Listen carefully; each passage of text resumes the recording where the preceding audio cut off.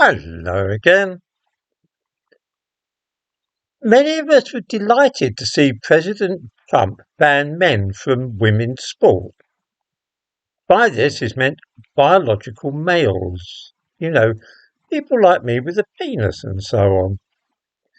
In this country, though, the trans racket is still going strong, and one doubts that our Prime Minister is going to tackle the matter any time soon.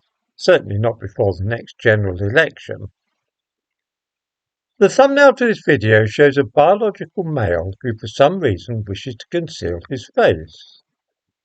So would I if I had behaved as he had and said some of the things which he has said.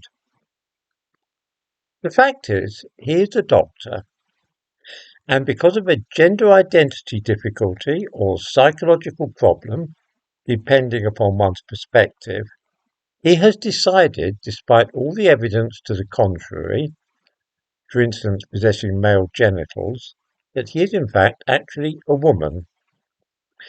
In pursuit of this ambition or delusion, call it what one will, this fellow decided that he should be getting changed, that is, dressed and undressed, in the women's changing room at the hospital where he worked. Now, there are some women who would tolerate this behaviour, or perhaps be too embarrassed to say anything. On the other hand, there are women who are prepared to speak out and object when a man enters the changing room, removes his clothes, and reveals the fact that his genitals are male.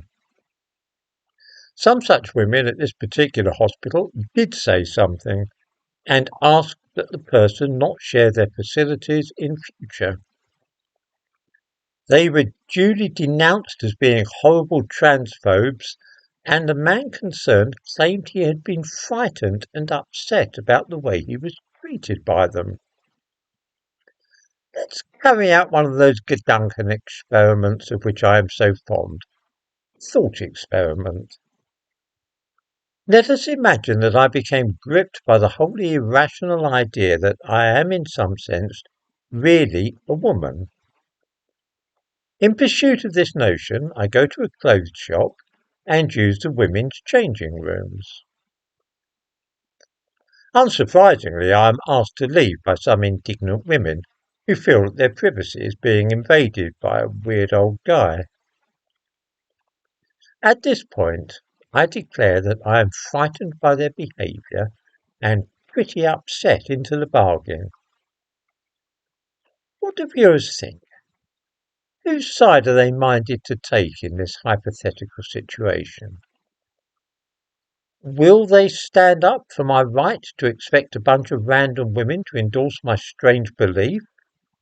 Or do they, on the other hand, sympathise with the unfortunate women who might reasonably suppose that they can get undressed in a private space free of strange old men with penises and odd ideas? I would be curious to know what which of those particular standpoints viewers of this channel would be likely to embrace.